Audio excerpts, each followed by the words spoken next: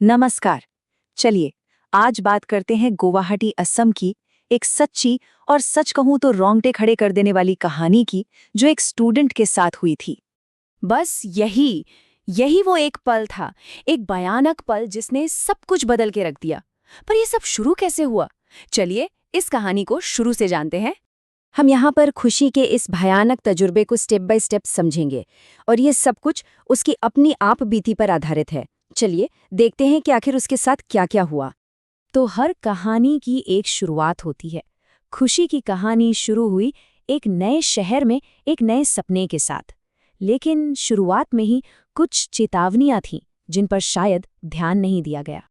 सोच के देखिए, गुवाहाटी आए हुए सिर्फ 2 दिन हुए थे और खुशी को महसूस होने लगा था कि कुछ तो गड़बड़ है। एक नई शुरुआत का जो जोश था ना, वो बहुत जल्दी एक अनजाने से डर में बदलने वाला था। वो जो पीजी था उसका लेआउट भी थोड़ा अजीब सा था। सबसे ऊपर वाली मंजिल पर एक ग्रिल वाला गलियारा, और बस वहीं जैसे ही खुशी वहां पहुंची, उसे एक बेचैन करने वाली एनर्जी महसूस हुई। उसने सोचा होगा कुछ नहीं है, पर शायद ये पहली चेतावनी थी। और वार्निंग सिर्फ इतनी ही नहीं थी, और भी थीं जिन्हें अनसुना कर दिया गया। एक दोस्त ने कुछ अजीब होने की बात कही, यहां तक कि उसकी अपनी मां ने साफ साफ चेतावनी दी थी। लेकिन वही है ना, जब कोई नई जिंदगी शुरू करने के लिए इतना एक्साइटेड हो, तो ऐसी बातों पर कौन ध्यान देता है। चलिए अब कहानी के अगले हिस्से पर चलते हैं, और यहाँ से चीजें सच में बहुत ही ज्यादा डरावनी होनी शुरू हो जाती हैं।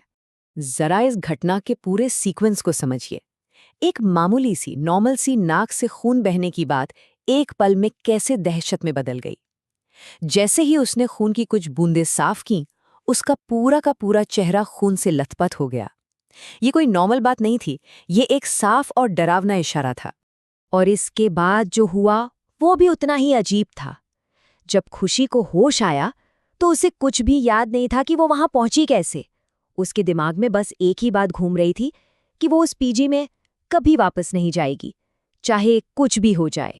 लेकिन खतरा सिर्फ पीजी तक ही नहीं था। असल में जब वो घर लौटी तो संकट और भी गहरा गया। उसके परिवार ने अपने सामने उसके अंदर एक ऐसा बदलाव देखा जो रोंगटे खड़े कर देने वाला था। घर पर जो हुआ वो किसी बुरे सपने जैसा था। खुशी का बर्ताव पूरी तरह बदल गया था। वो एकदम चुप रहने लगी, बेहोश होने लगी, और बस एक ही लाइन बार बार दोहराती रही। ये साफ था कि कोई चीज उसे कंट्रोल कर रही थी। और फिर उस दहशत के बीच उसने ये शब्द कहे। ये एक ऐसी चेतावनी थी जो घर में मौजूद हर एक इंसान की रूह कंपा देने के लिए काफी थी।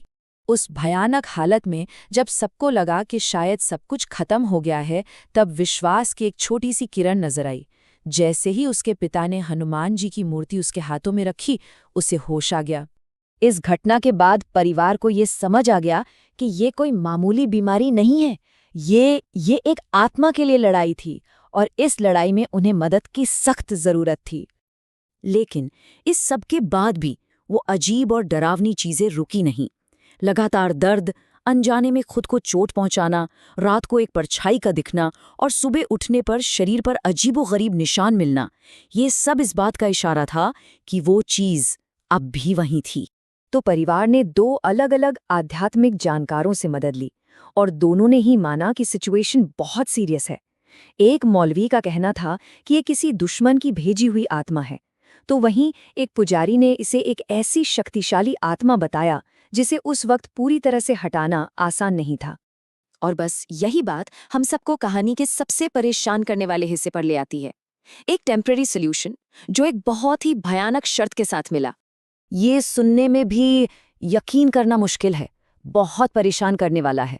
मतलब उस आत्मा से पूरी तरह से आज़ादी पाने की जो शर्त रखी गई, वो अपने आप में एक श्राप थी।